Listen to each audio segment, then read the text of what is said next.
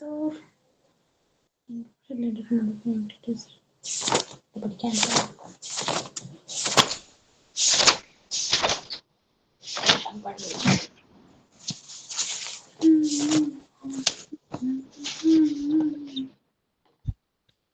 Good morning. Good morning, ma'am. Okay.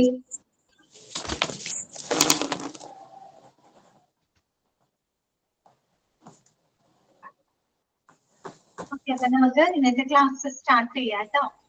അപ്പൊ കഴിഞ്ഞ ദിവസം നമ്മൾ എടുത്ത ആക്ടുകളൊക്കെ നിങ്ങൾ നോക്കിയോ, വായിച്ചു നോക്കിയോ? ടോപ്പ് നിയമം എന്താണെന്ന് മനസ്സിലായോ?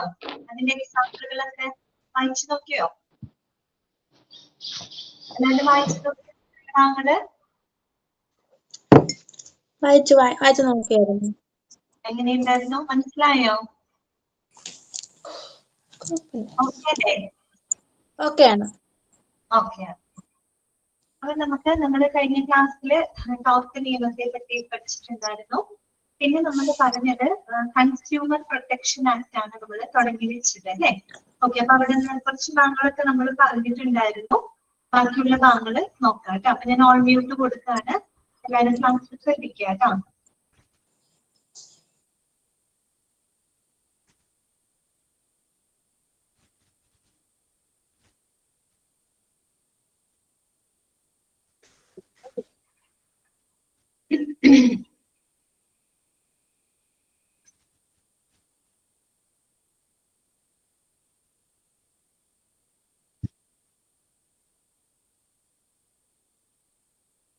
സ്ക്രീൻ എല്ലാവർക്കും കാണാലോ അല്ലേ?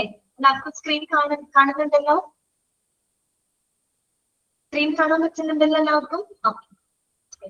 അപ്പൊ നമ്മള് കഴിഞ്ഞ ദിവസം പറഞ്ഞത് പുതിയൊരു ആക്ട് നമ്മൾ പറയുന്നത് എന്തായിരുന്നു? അത് കൺസ്യൂമർ പ്രൊട്ടക്ഷൻ ആക്ട് അല്ലെ, 1987 അല്ലെ, 1987 സെപ്റ്റംബർ 1 കൺസ്യൂമർ പ്രൊട്ടക്ഷൻ ആക്ട് അഥവാ ഉപഭോക്തൃ സംരക്ഷണ നിയമം നിലവിൽ വരുന്നത്. ഓക്കെ, എന്തിനാണ് നമ്മൾ ഈ ഒരു നിയമത്തിന്റെ ബെനിഫിറ്റുകൾ എന്താണ്? നമ്മളൊരു പേയ്മെന്റ് കൊടുത്ത് നമ്മൾ എന്തെങ്കിലും ഗുഡ്സോ അല്ലെങ്കിൽ നമ്മൾ എന്തെങ്കിലും സർവീസസുകളോ കൈപ്പറ്റുമ്പോൾ അതിൽ വരുന്ന കേടുപാടുകള് അല്ലെങ്കിൽ പോരായ്മകള് അതുമൂലം ഉണ്ടാകുന്ന നഷ്ടങ്ങൾക്ക് നമുക്ക് കോമ്പൻസേഷൻ നൽകുന്നതിന് കാരണമായിട്ടുള്ള ആക്ട് ആണ് എന്ത്? കൺസ്യൂമർ പ്രൊട്ടക്ഷൻ ആക്ട് അഥവാ ഉപഭോക്തൃ സംരക്ഷണ നിയമം എന്ന് പറയുന്നത്. ഓക്കെ, അപ്പൊ നമ്മൾ പറഞ്ഞു ആരാണ് കൺസ്യൂമർ എന്ന് നമ്മൾ പറഞ്ഞു അല്ലെ. കൺസ്യൂമർ ആരാണ്? A person who ഹയർസ് any services for any considerations. അപ്പൊ ഇവിടെ കൺസിഡറേഷൻ എന്നതുകൊണ്ട് എന്താണ് ഉദ്ദേശിക്കുന്നത്? നമ്മളൊരു പേയ്മെന്റ് കൊടുക്കുന്നു അല്ലെ.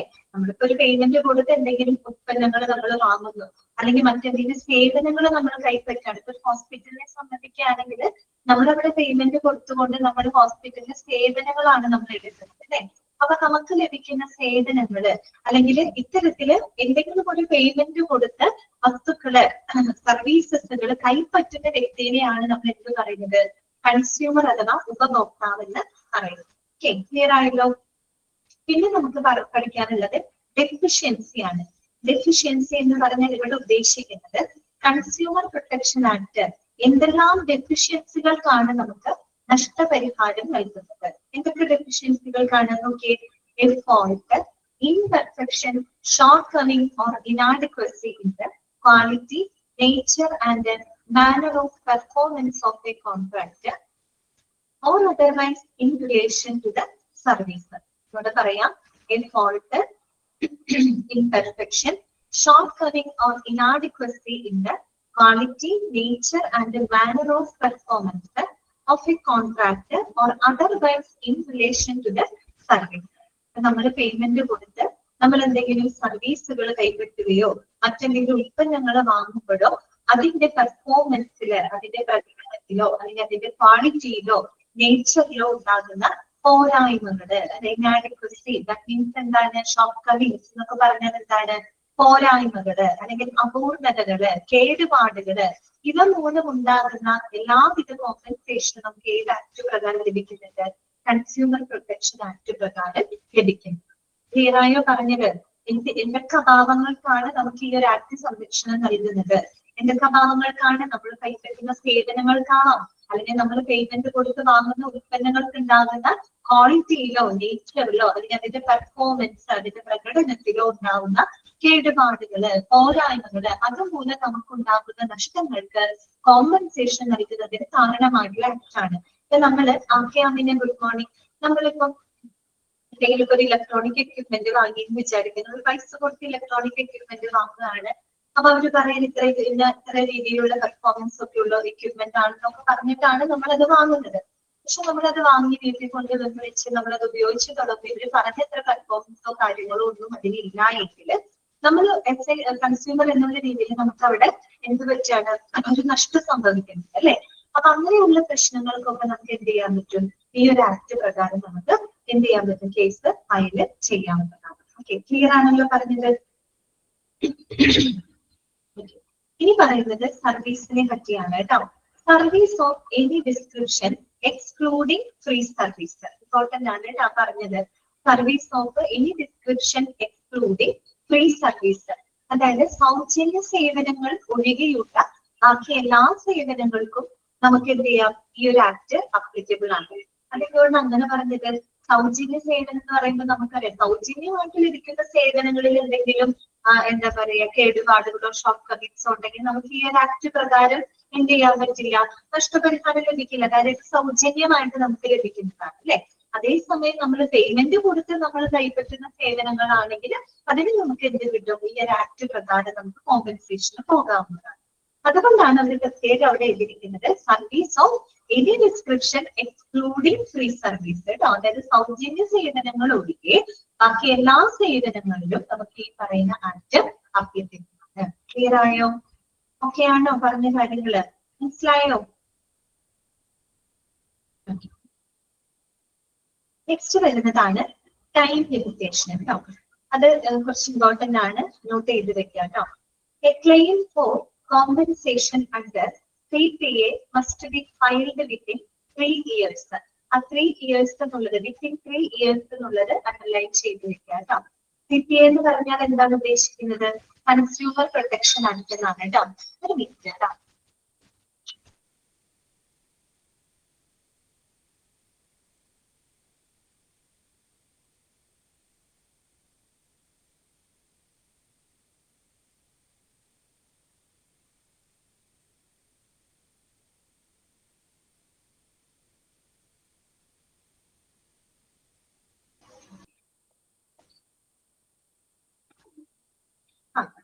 A claim for compensation under CPA. CPA എന്ന് വെച്ചാൽ കൺസ്യൂമർ പ്രൊട്ടക്ഷൻ ആക്ട് ആണ്.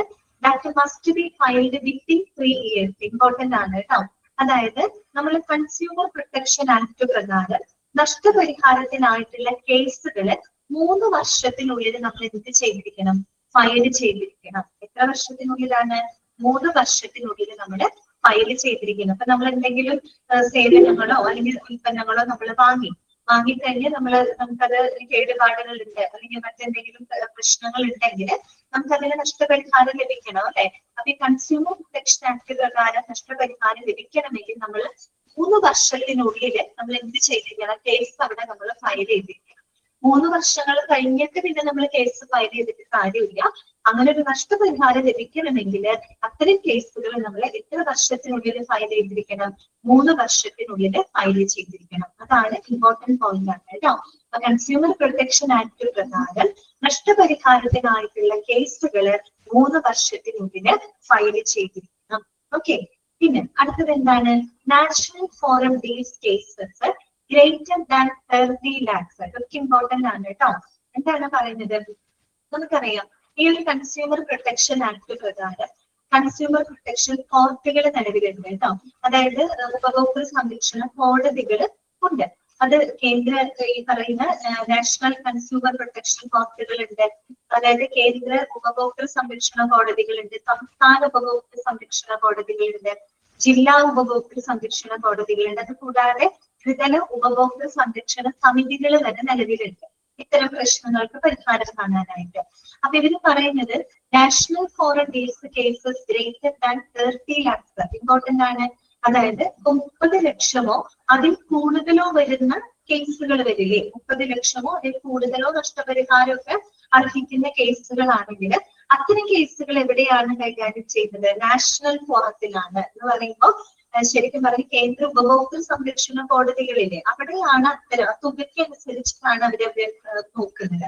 അപ്പൊ 30 ലക്ഷമോ അതിൽ കൂടുതലോ വരുന്ന നഷ്ടപരിഹാര കേസുകളാണെങ്കിൽ എവിടെയായിരിക്കും? നാഷണൽ ഫോറത്തില്, അതായത് കേന്ദ്ര ഉപഭോക്തൃ സംരക്ഷണ സമിതികളിലാണ് അത്തരം കേസുകൾ കൈകാര്യം ചെയ്യുന്നത്. അതുപോലെ state forum greater than 5 lakhs. അതേസമയം 5 ലക്ഷമോ അതിൽ കൂടുതലോ ഉള്ള നഷ്ടപരിഹാര പ്രശ്നങ്ങളാണെങ്കിൽ അത് സ്റ്റേറ്റ് ഫോറത്തിലാണ്, അതായത് സംസ്ഥാന ഉപഭോക്തൃ സംരക്ഷണ കോടതികളിലും. District forum up to 5 lakhs, 5 ലക്ഷം വരെയുള്ള കേസുകളാണെങ്കിൽ അത് ജില്ലാ ഉപഭോക്തൃ സംരക്ഷണ കോടതികളിലാണ് കൈകാര്യം ചെയ്യുന്നത്. ഓക്കെ, അപ്പൊ ആ ലിമിറ്റ് നിങ്ങൾ നോക്കുക കേട്ടോ. 30 ലക്ഷം അതിൽ കൂടുതലോ എന്ന് പറയുമ്പോൾ കുറെ കൂടെ വലിയ തുകയാണ്. അപ്പൊ അങ്ങനെയുള്ള കേസുകൾ നാഷണൽ ഫോറത്തിലാണ്. അതേസമയം 5 ലക്ഷമോ അതിൽ കൂടുതലോ ഉള്ള കേസുകളാണെങ്കിൽ സ്റ്റേറ്റ് ഫോറത്തിലും, 5 ലക്ഷം വരെയുള്ള കേസുകളാണെങ്കിൽ ഡിസ്ട്രിക്ട് ഫോറത്തിലുമാണ് കൈകാര്യം ചെയ്യുന്നത്. ഓക്കെ ആണോ പറഞ്ഞത്? മനസ്സിലായോ? ക്ലിയർ ആയോ? ഓക്കെ അല്ലേ? ജസ്റ്റ് ഒന്ന് റെസ്പോണ്ട് ചെയ്യൂ പ്ലീസ്. ഓക്കെ, അപ്പൊ ഇത്രയേ ഉള്ളൂ നമുക്ക് കേട്ടോ. കൺസ്യൂമർ പ്രൊട്ടക്ഷൻ ആക്ടിനെ പഠിക്കാനായിട്ട് ഇത്രയേ ഉള്ളൂ. 1987 സെപ്റ്റംബർ 1 ഈ ഒരു ആക്ട് നിലവിൽ വന്നതെന്ന് മനസ്സിലാക്കി വെക്കാം. വളരെ കുറഞ്ഞ ചെലവിൽ നമുക്ക് 3-4 മാസങ്ങൾക്കുള്ളിൽ കേസുകൾക്ക് പരിഹാരം കാണാനായിട്ട് സാധിക്കും. പിന്നെ ആരാണ് കൺസ്യൂമർ, പിന്നെ എന്തൊക്കെ അഭാവങ്ങൾ, എന്തൊക്കെ ഡെഫിഷ്യൻസിക്കാണ് ഈ ഒരു ആക്ട് നമുക്ക് സംരക്ഷണം നൽകുന്നത്, പിന്നെ സൗജന്യ സേവനങ്ങൾ ഒഴികെ ബാക്കി എല്ലാ സേവനങ്ങൾക്കും നമുക്ക് ഈ ഒരു ആക്ട് പ്രകാരം ആക്ട് അപ്ലിക്കബിൾ ആണ്. പിന്നെ അതിന്റെ ടൈം ലിമിറ്റേഷൻസ്, എത്ര വർഷങ്ങൾക്കുള്ളിൽ, 3 വർഷത്തിനുള്ളിലാണ്. പിന്നെ ആ ഒരു നഷ്ടപരിഹാരത്തിന്റെ ആ ഒരു ലിമിറ്റേഷൻസ് എവിടെയാണ് അത്ര കേസുകൾ കൈകാര്യം ചെയ്യുന്നതിനുള്ളത് നോട്ട് ചെയ്തിരിക്കുക കേട്ടോ. ഇനി നമുക്ക് നെക്സ്റ്റ് പഠിക്കാനായിട്ടുള്ളത് പേഷ്യന്റ് ബിൽ ഓഫ് റൈറ്റ്സ് ആണ് കേട്ടോ. ബിൽ ഓഫ് റൈറ്റ്സ് വളരെ ഇമ്പോർട്ടന്റ് ആണ്, നമ്മൾ അറിഞ്ഞിരിക്കേണ്ട കാര്യങ്ങളാണ് കേട്ടോ. പേഷ്യന്റിന്റെ അവകാശങ്ങളാണ് പറയുന്നത് കേട്ടോ. പേഷ്യന്റ് ബിൽ ഓഫ് റൈറ്റ്സ്, അവകാശങ്ങൾ എന്തൊക്കെയാന്ന് നോക്കാം. ഫസ്റ്റ് വൺ റെസ്പെക്ട്ഫുൾ കെയർ ആണ്. റെസ്പെക്ട്ഫുൾ കെയർ, അതായത് ഒരു മാന്യമായിട്ടുള്ള പരിചരണം ലഭിക്കുന്നതിനുള്ള അവകാശം ആർക്കുണ്ട്? പേഷ്യന്റിനുണ്ട് അല്ലെ? എന്നുവെച്ചാൽ അവിടെ ഒരിക്കലും ഒരു കാസ്റ്റോ കമ്മ്യൂണിറ്റിയോ അല്ലെങ്കിൽ ഒരു സോഷ്യൽ സ്റ്റാറ്റസോ എക്കണോമിക് സ്റ്റാറ്റസോ അതൊന്നും അവിടെ എന്തല്ല, ബാധകമല്ല. എല്ലാ ആളുകൾക്കും അവർക്കൊരു മാന്യമായിട്ടുള്ള പരിചരണം ലഭിക്കുന്നതിനുള്ള അവകാശം ഉണ്ട്. ഓക്കെ, അതാണ് ആദ്യത്തെ റൈറ്റ് ആയിട്ട് പറയുന്നത്. എന്താണ്? റെസ്പെക്ട്ഫുൾ കെയർ ആണ്, വളരെ മാന്യമായിട്ടുള്ളൊരു പരിചരണം ലഭിക്കുന്നതിനുള്ള അവകാശം പേഷ്യന്റിനുണ്ട്. രണ്ടാമത്തെ പോയിന്റ് ഇതാണ്, complete information with regard to diagnosis, treatment and prognosis. അത് മാത്രമല്ല, ഇപ്പൊ ഒരു രോഗിയെ സംബന്ധിച്ച് അവരുടെ രോഗനിർണയം, പിന്നെന്താണ് ചികിത്സ, പിന്നെ പ്രോഗ്നോസിസ്. പ്രോഗ്നോസിസ് എന്ന് പറഞ്ഞാൽ എന്താ ഉദ്ദേശിക്കുന്നത്? പ്രഡിക്ഷൻ ആണ്. ദാറ്റ് മീൻസ് ആ ഒരു രോഗിക്ക്, ഇപ്പൊ നമുക്കറിയാം, ഒരു ഡോക്ടർ രോഗിയെ കൺസൾട്ട് ചെയ്യുന്ന സമയത്ത് ഡോക്ടർക്ക് ഒരു അസംഷൻ ഉണ്ടായിരിക്കും അല്ലെ? ആ രോഗിയുടെ ഫിസിക്കൽ എക്സാമിനേഷനിലൂടെ മറ്റുള്ള സിംറ്റംസുകളൊക്കെ നോക്കിക്കഴിയുമ്പോൾ ഡോക്ടർക്ക് ഒരു അനുമാനം ഉണ്ടാവാം, ഒരു പ്രഡിക്ഷൻ ഉണ്ടാവാം, ഇയാൾക്ക് ഇന്ന അസുഖമാവാം എന്നുള്ളൊരു പ്രഡിക്ഷൻ, ഒരു പ്രോഗ്നോസിസ് ഉണ്ടായിരിക്കും അല്ലെ? അപ്പൊ എന്ത് തന്നെ ആയാലും ഒരു രോഗിയുടെ രോഗനിർണയം, അവരുടെ ചികിത്സ, അവരുടെ രോഗത്തെ പറ്റിയുള്ള പ്രോഗ്നോസിസ്, അതിനെ പറ്റിയിട്ടുള്ള കംപ്ലീറ്റ് ഇൻഫർമേഷൻ അറിയുന്നതിനുള്ള അവകാശം ആർക്കുണ്ട്? പേഷ്യന്റിനുണ്ട്. മനസ്സിലായും? പേഷ്യന്റിന് അവരുടെ രോഗം എന്താണെന്നും അവരുടെ ഡയഗ്നോസിസ് എന്താണ്, അവർക്ക് എന്ത് ട്രീറ്റ്മെന്റ് ആണ് അവർ ഉദ്ദേശിക്കുന്നത്, എന്തൊക്കെ പ്രോഗ്നോസിസുകളാണ് അവരുടെ രോഗത്തെ പറ്റിയുള്ളത് എന്നതിനെ പറ്റിയുള്ള കംപ്ലീറ്റ് ഇൻഫർമേഷൻ അറിയാനുള്ള അവകാശം ആർക്കുണ്ട്? പേഷ്യന്റിനുണ്ട്. അപ്പൊ പേഷ്യന്റ് അതിനെ പറ്റി ഒരു ഡോക്ടറോട് ചോദിക്കുന്ന സമയത്ത് ഡോക്ടർ അത് വ്യക്തമായിട്ടും കംപ്ലീറ്റ് ആയിട്ട് അവർക്ക് എന്ത് ചെയ്ത് പറഞ്ഞു കൊടുക്കണം കേട്ടോ. അത് പേഷ്യന്റിന്റെ റൈറ്റ് ആണ്, അവരുടെ അവകാശമാണ് കേട്ടോ. Complete information with regard to diagnosis, treatment and prognosis. അടുത്തത് മൂന്നാമത്തെ പോയിന്റ് ഇതാണ്, patient has the right to information from the doctor before he gives consent. അതോടൊപ്പം തന്നെ ഒരു പേഷ്യന്റ് അവർ കൺസെന്റ് കൊടുക്കുന്നതിന് മുൻപായിട്ട്, സമ്മതം അറിയിക്കുന്നതിന് മുൻപായിട്ട് തന്നെ ഡോക്ടറിൽ നിന്നും കംപ്ലീറ്റ് ഇൻഫർമേഷൻസ് അറിയുന്നതിനുള്ള അവകാശം പേഷ്യന്റിനുണ്ട്. അതായത് നമ്മൾക്കിപ്പോ ഒരു, ഓക്കെ മനീഷ, ഗുഡ് മോർണിംഗ്. അതായത് നമ്മളിപ്പോ ഒരു പേഷ്യന്റിന് ഒരു ട്രീറ്റ്മെന്റ് സ്റ്റാർട്ട് ചെയ്യാണെന്ന് ഇരിക്കട്ടെ, ഒരു ട്രീറ്റ്മെന്റ് ആയിക്കോട്ടെ, ഒരു പ്രൊസീജിയർ തന്നെ അവരിൽ ചെയ്യണമെങ്കിൽ നമുക്ക് ആരുടെ സമ്മതം ആവശ്യമാണ്? ഒരു പേഷ്യന്റിന്റെ സമ്മതം നമുക്ക് അവിടെ ആവശ്യമാണ്. ഒരിക്കലും ഒരു പേഷ്യന്റിന്റെ കൺസെന്റ് ഇല്ലാതെ അവർക്കൊരു ട്രീറ്റ്മെന്റ് നടത്താനോ ഒരു പ്രൊസീജിയർ നടത്താനോ ഒന്നും പാടുള്ളതല്ല. അപ്പൊ അതാണ് അവിടെ പറയുന്നത്, ഒരു പേഷ്യന്റ് അവരുടെ കൺസെന്റ് കൊടുക്കുന്നതിന് മുൻപായിട്ട് തന്നെ ഡോക്ടറിൽ നിന്നും കംപ്ലീറ്റ് ഇൻഫർമേഷൻസ് അറിയുന്നതിനുള്ള അവകാശം ആർക്കുണ്ട്? ഈ പറയുന്ന പേഷ്യന്റിന് ഉണ്ട്. ഓക്കെ, ക്ലിയർ ആയോ പറഞ്ഞത്? ഓക്കെ ആണോ? ഓക്കെ, ഇനി നെക്സ്റ്റ് വരുന്നത് കാര്യം എന്താണെന്ന് വെച്ച് കഴിഞ്ഞാൽ right to refuse the treatment to the extent permitted by the law and to be informed. എന്താണ് right to refuse the treatment to the extent permitted by the law. അതായത് ഒരു നിയമം അനുശാസിക്കുന്ന പരിധിക്കുള്ളിൽ ഇരുന്നുകൊണ്ട് തന്നെ ഏതെങ്കിലും ട്രീറ്റ്മെന്റുകൾ റിഫ്യൂസ് ചെയ്യാനായിട്ട് നിരസിക്കാനായിട്ടുള്ള അവകാശം ആർക്കുണ്ട്? പേഷ്യന്റിനുണ്ട്. ക്ലിയർ ആയോ പറഞ്ഞത്? The right to refuse treatment to the extent permitted by the law. അതായത് ഒരു നിയമം അനുശാസിക്കുന്ന പരിധിക്കുള്ളിൽ നിന്നുകൊണ്ട് തന്നെ ഒരു പേഷ്യന്റിന് അവർക്കിപ്പോ ഒരു ട്രീറ്റ്മെന്റ് വേണ്ട എന്ന് തോന്നുകയാണെങ്കിൽ അത് റിഫ്യൂസ് ചെയ്യാനുള്ള റൈറ്റ് ആർക്കുണ്ട്? പേഷ്യന്റിനുണ്ട്. ആൻഡ് ടു ബി ഇൻഫോംഡ്, ആ വിവരം അത് കൃത്യമായിട്ട് അവരെ ഡോക്ടറെ അറിയിക്കുകയും ചെയ്യണം. മനസ്സിലായി? ഒരു ട്രീറ്റ്മെന്റ് തുടങ്ങുകയാണ്, രോഗിക്ക് അതിന് താല്പര്യമില്ല അല്ലെങ്കിൽ അവർക്ക് അത് ഇഷ്ടമില്ല എങ്കിൽ അവർക്ക് അത് താല്പര്യമില്ല എന്നുള്ള കാര്യം അവർക്കത് ആ ഒരു ട്രീറ്റ്മെന്റ് റിഫ്യൂസ് ചെയ്യാനുള്ള റൈറ്റ് ഉണ്ട്. ആ കാര്യം കൃത്യമായിട്ട് ആരെ അറിയിക്കുകയും വേണം? അവരുമായിട്ട് ബന്ധപ്പെട്ട ഡോക്ടറിനെ അറിയിക്കുകയും വേണം. ഓക്കെ, അടുത്തത് എന്താണ്? മെഡിക്കൽ കോൺസിക്വൻസസ് ആണ്. That means right to know the medical consequences. Medical അനന്തര ഫലങ്ങളെ പറ്റിയിട്ട് അറിയുന്നതിനുള്ള അവകാശവും ആർക്കുണ്ട്? ഒരു പേഷ്യന്റിനുണ്ട്. അതാണ് അതൊക്കെ നേരത്തെ പറഞ്ഞ ആ പോയിന്റിൽ വരുന്നുണ്ട്. അതായത് ഒരു ഡോക്ടറിൽ നിന്ന് അവരുടെ രോഗത്തെ പറ്റിയുള്ള കംപ്ലീറ്റ് ഇൻഫർമേഷൻ അറിയണം എന്ന് പറഞ്ഞു. ഇപ്പൊ നമ്മളൊരു ട്രീറ്റ്മെന്റ് കൊടുക്കുകയാണെങ്കിലും അതിന്റെ ബെനിഫിറ്റുകൾ എന്തൊക്കെയാണ്, അതിന്റെ പൊട്ടൻഷ്യൽ റിസ്കുകൾ എന്തൊക്കെയാണ്, അതൊക്കെ അറിയാനുള്ള അവകാശം ആർക്കുണ്ട്? ഒരു പേഷ്യന്റിനുണ്ട്. അതാണ് അവിടെ പറയുന്നത് right to know the medical consequences. കേട്ടോ, മെഡിക്കൽ അനന്തര ഫലങ്ങളെ പറ്റിയിട്ട് അറിയുന്നതിനുള്ള അവകാശം ആർക്കുണ്ട്? പേഷ്യന്റിന് ഉണ്ട്. നോക്കാം, right to privacy. All communication and records must be treated as confidential. അതുപോലെ തന്നെ ഒരു കാര്യമാണ് റൈറ്റ് ടു പ്രൈവസി, സ്വകാര്യതയ്ക്കുള്ള അവകാശം. ശരിക്കും നമ്മുടെ ഒരു ഫണ്ടമെന്റൽ റൈറ്റ് കൂടിയാണ് കേട്ടോ. റൈറ്റ് ടു പ്രൈവസി, നമ്മുടെ സ്വകാര്യതയ്ക്കുള്ള അവകാശമുണ്ട് അല്ലെ. All communication and records must be treated as confidential. ഒരു പേഷ്യന്റിനെ സംബന്ധിക്കുന്ന എല്ലാ കമ്മ്യൂണിക്കേഷൻസും അവരുടെ എല്ലാ റെക്കോർഡ്സുകളും രഹസ്യാത്മകമായിട്ട് തന്നെ കണക്കാക്കണം. രഹസ്യാത്മകമായിട്ട് തന്നെ കണക്കാക്കിയിരിക്കണം. അത് അത്രയും ഇമ്പോർട്ടന്റ് ആണ്. നമ്മൾ ഈ ചാപ്റ്റർ കഴിഞ്ഞാൽ മെഡിക്കൽ റെക്കോർഡ് എന്ന് പറഞ്ഞൊരു ചാപ്റ്റർ പഠിക്കുന്നുണ്ട്. അപ്പൊ അതിനകത്തൊക്കെ കൃത്യമായിട്ട് കാര്യങ്ങൾ പറയുന്നുണ്ട്. ഒരു രോഗിയെ പറ്റിയുള്ള വിവരങ്ങൾ എപ്പോഴും എന്തായിരിക്കണം? വളരെയധികം കോൺഫിഡൻഷ്യൽ ആയിരിക്കണം കേട്ടോ. ഒരിക്കലും അവരുടെ സമ്മതമില്ലാതെ അല്ലെങ്കിൽ അവരുടെ വിവരങ്ങൾ പുറത്തോട്ട് റിലീസ് ചെയ്യാനായിട്ട് പാടില്ല. ഓക്കെ, അതാണ് അവിടെ ഉദ്ദേശിക്കുന്നത് കേട്ടോ. അടുത്തത് എന്താണ്? Hospital must provide evaluation service and referral as indicated by the urgency of the case. എന്താണ് പറയുന്നത്? Hospital must provide evaluation service and referral as indicated by the urgency of the case.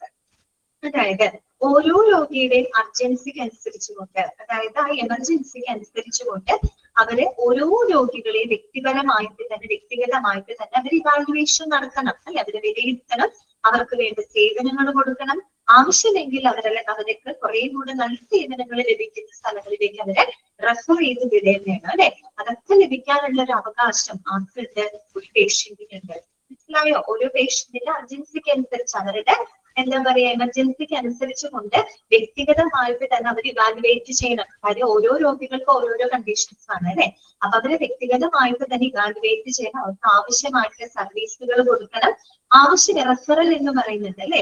ഇപ്പൊ നമ്മൾ ഒരു പേഷ്യന്റ് ഒരു ഹോസ്പിറ്റലിൽ വരുന്നു, ആ ഒരു പേഷ്യന്റിന് നല്ലൊരു ക്വാളിറ്റി കെയർ കൊടുക്കാനുള്ള സൗകര്യങ്ങള് ആ ഒരു ഹോസ്പിറ്റലിൽ ഇല്ലാന്നുണ്ടെങ്കിൽ നമ്മൾ എന്ത് ചെയ്യണം?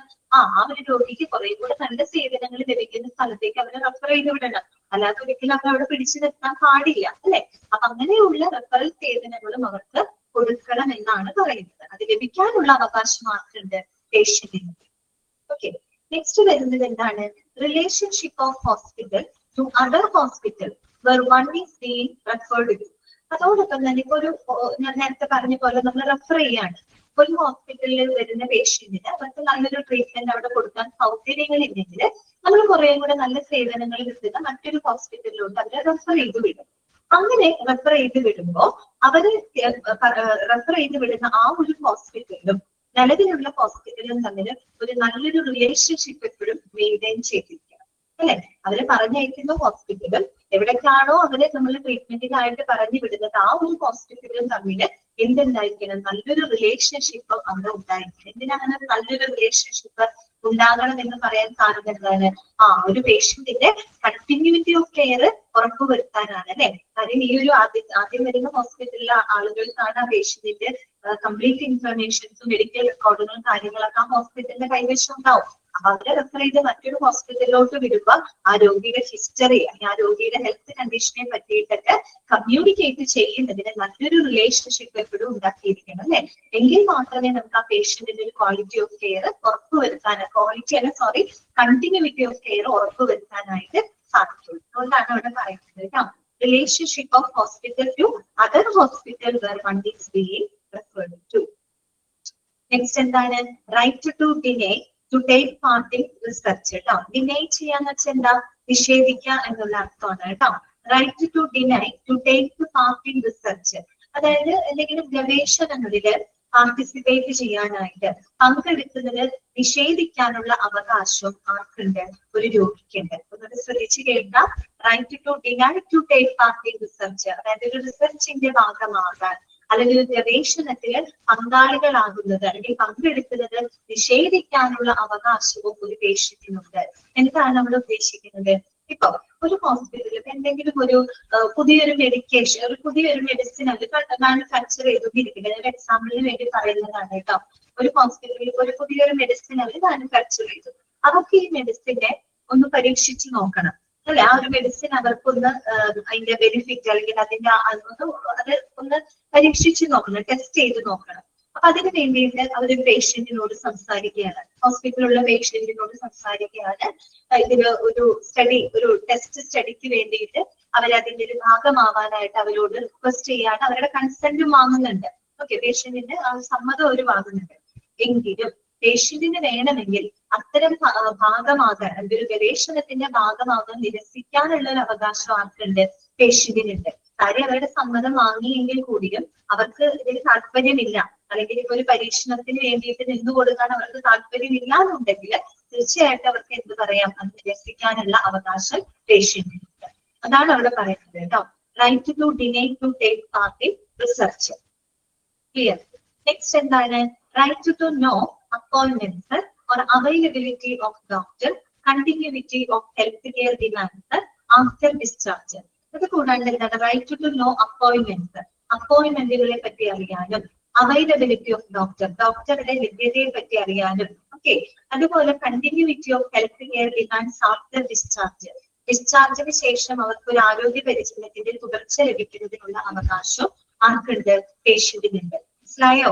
അപ്പോയിന്റ്മെന്റുകളെ പറ്റി അറിയാനും, ഡോക്ടേഴ്സിന്റെ അവൈലബിലിറ്റി അറിയാനും, അതുപോലെ ഡിസ്ചാർജിന് ശേഷം അവർക്ക് ഒരു തുടർച്ചയായിട്ടുള്ള പരിചരണം ലഭിക്കുന്നതിനുമുള്ള അവകാശം പേഷ്യന്റിനുണ്ട്. എന്താണ് ആമിന? റൈറ്റ് ടു റിഫ്യൂസ് എന്നാണോ? റൈറ്റ് ടു ഡിനേ എന്നതിന് പകരം റൈറ്റ് ടു റിഫ്യൂസ് എന്നാണോ കിടക്കുന്നത്? കുഴപ്പമില്ല, രണ്ട് സെയിം മീനിങ് ആണ് കേട്ടോ. ഡിനേ ചെയ്യാന്ന് വെച്ചാൽ നിഷേധിക്കാം, നിരസിക്കുക എന്നുള്ള അർത്ഥം. റിഫ്യൂസിന്റെ മീനിങ്ങും അത് തന്നെയാണ് കേട്ടോ. അപ്പൊ കുഴപ്പമില്ല, സെയിം അർത്ഥം തന്നെയാണ് വരുന്നത് കേട്ടോ. അടുത്തത് എന്താണ്? Right to inspect and receive the explanation of bill കേട്ടോ. Right to inspect and receive the explanation of bill, ബില്ലുകളെ പറ്റിയിട്ട്, ബില്ലുകൾ പരിശോധിക്കാൻ, ബില്ലുകളെ പറ്റിയിട്ടുള്ള വിശദാംശങ്ങളൊക്കെ അറിയാനുള്ള അവകാശം ആർക്കുണ്ട്? പേഷ്യന്റിനുണ്ട്. ഓക്കെ, ഇപ്പൊ നമ്മളുടെ ട്രീറ്റ്മെന്റ് ഒക്കെ എടുത്തതിന്റെ ബില്ലും കാര്യങ്ങളൊക്കെ നമുക്ക് അറിയണം, നമുക്കത് പരിശോധിക്കാം. ഓക്കെ, അതിനൊന്നും ആർക്കും നിഷേധിക്കാനുള്ള അവകാശമൊന്നും ഹോസ്പിറ്റലിൽ ഇല്ല കേട്ടോ. അപ്പൊ അവർക്ക് പേഷ്യന്റിന് നമുക്ക് നമ്മുടെ ബില്ലുകൾ പരിശോധിക്കാം, അതിന്റെ എക്സ്പ്ലനേഷൻസോ കാര്യങ്ങളൊക്കെ അറിയണമെന്നുണ്ടെങ്കിൽ അവരോട് ചോദിക്കാം. അവര് അത് കൃത്യമായിട്ട് നമ്മളോട് പറഞ്ഞ് ബോധ്യപ്പെടുത്താനുള്ള അവകാശമൊക്കെ നമുക്കുണ്ട്. അത് പറഞ്ഞു തരാനുള്ള റെസ്പോൺസിബിലിറ്റിയും ആർക്കുണ്ട്? ഹോസ്പിറ്റലിനുണ്ട്. ഓക്കെ, പിന്നെന്താണ്? റൈറ്റ് ടു ഹോസ്പിറ്റൽ റൂൾസ്, അതുപോലെ ഹോസ്പിറ്റൽ റൂളുകളെ പറ്റിയിട്ട്, ഹോസ്പിറ്റൽ നിയമങ്ങളെ പറ്റിയിട്ട് അറിയുന്നതിനുള്ള അവകാശം പേഷ്യന്റിനുണ്ട്. ഈ പറയുന്നതെല്ലാം തന്നെ പേഷ്യന്റിന്റെ ബിൽ ഓഫ് റൈറ്റ്സിനകത്ത് വരുന്ന കാര്യങ്ങളാണ് കേട്ടോ. അപ്പൊ ഇത് നമുക്ക് പ്രാക്ടിക്കലായിട്ട് നമ്മൾ അറിഞ്ഞിരിക്കണം. നമ്മളൊരു ഹോസ്പിറ്റലിലൊക്കെ പോകുന്ന സമയത്ത് ഒരു പേഷ്യന്റ് ആയിട്ടൊക്കെ പോകുന്ന സമയത്ത് നമുക്ക് എന്തൊക്കെ അവകാശങ്ങളുണ്ട് അല്ലെ? നമുക്ക് നമ്മുടെ ആരോഗ്യത്തെ പറ്റി, നമ്മുടെ രോഗവിവരങ്ങളെ പറ്റിയിട്ട് അറിയാനുള്ള അവകാശങ്ങളുണ്ട് അല്ലെ? അപ്പൊ അതൊക്കെയാണ് അവിടെ നോട്ട് ചെയ്ത് വെക്കുന്നത്. ക്ലിയർ ആയോ നിങ്ങൾക്ക്? എല്ലാ പോയിന്റ്സും ഓക്കെ ആണോ? ഏതെങ്കിലും പോയിന്റുകൾ ആർക്കെങ്കിലും മനസ്സിലാവാത്തതുണ്ടെങ്കിൽ മെസ്സേജ് അയക്കാം കേട്ടോ. ജസ്റ്റ് ഒന്ന് വായിച്ചു നോക്കാമോ? പേഷ്യന്റ് ബിൽ ഓഫ് റൈറ്റ്സ് ഒന്ന് വായിച്ചു നോക്കാം.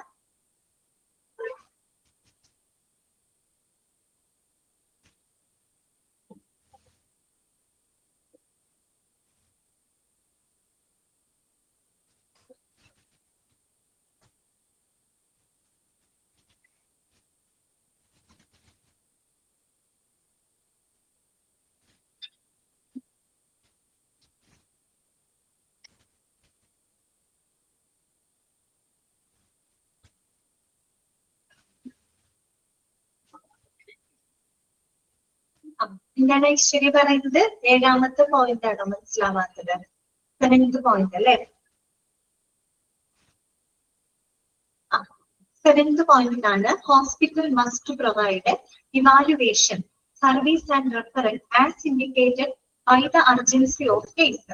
അതായത് ഓരോ കേസിന്റെ അർജൻസിക്ക് അനുസരിച്ച്, ഓരോ കേസ് എന്ന് പറഞ്ഞാൽ ഓരോ പേഷ്യൻസ് കേട്ടോ, ഓരോ പേഷ്യൻസിന്റെ അർജൻസി, അവരുടെ എമർജൻസിക്ക് അനുസരിച്ചുകൊണ്ട് അവരെ വ്യക്തിഗതമായിട്ട് തന്നെ ഇവാലുവേറ്റ് ചെയ്യണം. ഓക്കെ, അവരെ വിലയിരുത്തണം, അതുപോലെ അവർക്ക് വേണ്ട സേവനങ്ങൾ കൊടുക്കണം, സർവീസ് കൊടുക്കണം. ആൻഡ് റെഫറൽ, അതായത് അവരെ നമുക്ക് മറ്റേതെങ്കിലും ഹോസ്പിറ്റലിലോട്ട് അവരെ റെഫർ ചെയ്യണമെന്നുണ്ടെങ്കിൽ അതും ചെയ്യണം. അതാണ് അവിടെ ഉദ്ദേശിക്കുന്നത് കേട്ടോ. ഹോസ്പിറ്റൽ അങ്ങനെയുള്ള സേവനങ്ങൾ കൊടുക്കണം.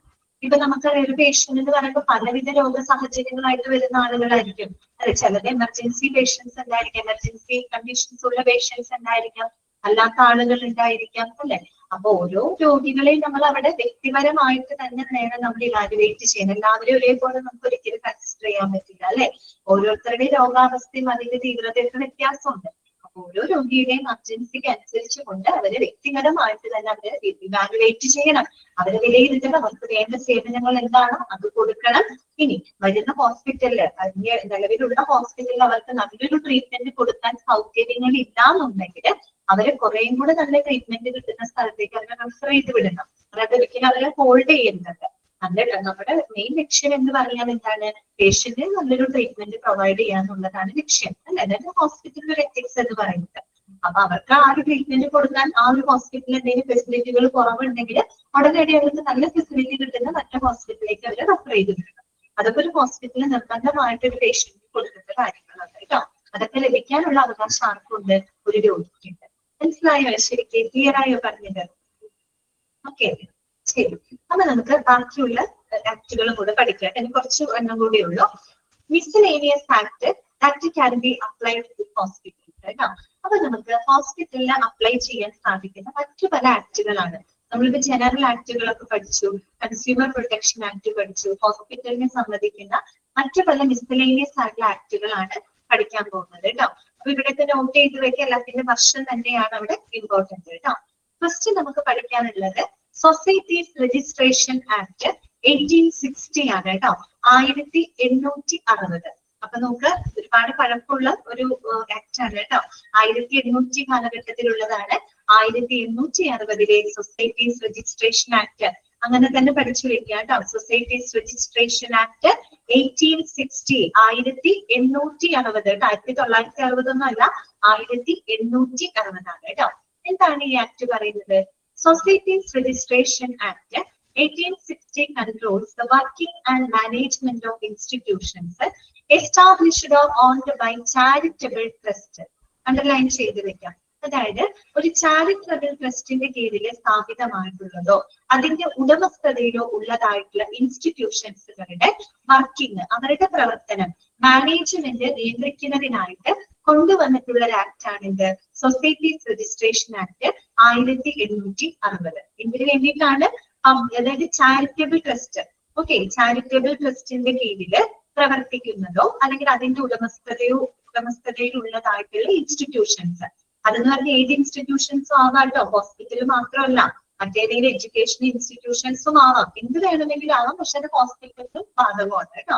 അപ്പൊ അത്തരത്തിന് ചാരിറ്റബിൾ ട്രസ്റ്റിന്റെ ഉടമസ്ഥതയിലോ അതിന് കീഴിലോ സ്ഥാപിതമായിട്ടുള്ള എല്ലാ ഇൻസ്റ്റിറ്റ്യൂഷൻസിന്റെയും പ്രവർത്തനങ്ങള് അതിന്റെ മാനേജ്മെന്റ് നിയന്ത്രിക്കുന്നതുമായിട്ട് ബന്ധപ്പെട്ട് കൊണ്ടുവന്ന ഒരു ആക്ടാണ് സൊസൈറ്റീസ് രജിസ്ട്രേഷൻ ആക്ട് 1860 എന്ന് പറയുന്നത്. ഓക്കെ, അതിന്റെ പ്രകാരം all hospitals in the voluntary sector or non-government organization in the medical care field should be registered under this act.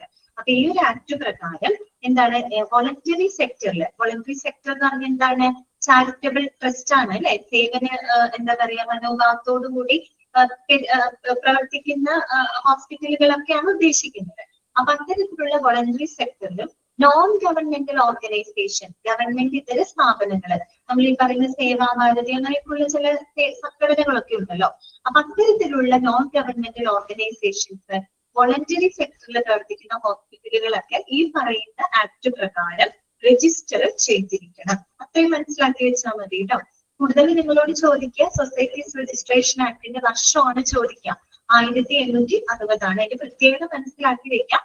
Charitable ട്രസ്റ്റിന്റെ ഉടമസ്ഥതയിലും അതിന് കീഴിൽ സ്ഥാപിതമായിട്ടുള്ള എല്ലാ ഇൻസ്റ്റിറ്റ്യൂഷന്റെയും പ്രവർത്തനങ്ങൾ മാനേജ്മെന്റുമായിട്ട് ബന്ധപ്പെട്ട് കൊണ്ടുവന്ന ഒരു ആക്ട് ആണ് കേട്ടോ സൊസൈറ്റീസ് രജിസ്ട്രേഷൻ ആക്ട് എന്ന് പറയുന്നത്. അടുത്തതാണ് നെക്സ്റ്റ് വരുന്നതാണ് state public charitable trust act. State public charitable trust act അതെന്താണ്? Some states have enacted their own public charitable trust act which normally controls the detailed working and management of hospitals established by the public charitable trust. അതായത് ഇപ്പൊ നമ്മൾ പറഞ്ഞല്ലോ നമ്മുടെ എന്താ പറയുക national ലെവലില്, അതായത് നമ്മുടെ ഇന്ത്യയിൽ മൊത്തം ഈ പറയുന്ന രീതിയിലുള്ള സൊസൈറ്റീസ് രജിസ്ട്രേഷൻ ആക്ട് ഉണ്ട് എന്നതുപോലെ ഓരോ സംസ്ഥാനങ്ങളിലും അതത് സംസ്ഥാനങ്ങളിലും അവരുടേതായ പബ്ലിക് ചാരിറ്റബിൾ ട്രസ്റ്റ് ആക്ടുകൾ നിലവിലുണ്ട്. ആ ആക്ട് പ്രകാരം അതത് സംസ്ഥാനങ്ങളിലെ ചാരിറ്റബിൾ ട്രസ്റ്റിന്റെ കീഴിൽ പ്രവർത്തിക്കുന്നതിന്റെ പ്രവർത്തനങ്ങളും മാനേജ്മെന്റും നിർവഹിക്കുന്നതിനായിട്ട് ഓരോ സംസ്ഥാനങ്ങളിലും സംസ്ഥാനത്തിൻ്റെതായ പബ്ലിക് ചാരിറ്റബിൾ ട്രസ്റ്റ് ആക്ടുകൾ ഉണ്ട് എന്ന് പറഞ്ഞ് ചുരുക്കി പറഞ്ഞാൽ കേന്ദ്രത്തിലും ഉണ്ട് ആക്ട്, അതത് സംസ്ഥാനങ്ങളിലും അവരുടേതായ ആക്ടുകളുണ്ട്. ഓരോ സംസ്ഥാനത്തിലുണ്ട്. ഇപ്പൊ നമുക്കറിയാം ഇന്ത്യയിൽ 28 സംസ്ഥാനങ്ങൾ ഉണ്ടെങ്കിൽ ആ ഓരോ 28 സംസ്ഥാനങ്ങളും അതത് സംസ്ഥാനങ്ങളിലും അവരുടേതായ പബ്ലിക് ചാരിറ്റബിൾ ട്രസ്റ്റ് ആക്ട് അവർ കൊണ്ടുവന്നിട്ടുണ്ട്. ഇപ്പൊ കേരളത്തിലാണെങ്കിൽ കേരളത്തിൽ ഉണ്ടായിരിക്കും.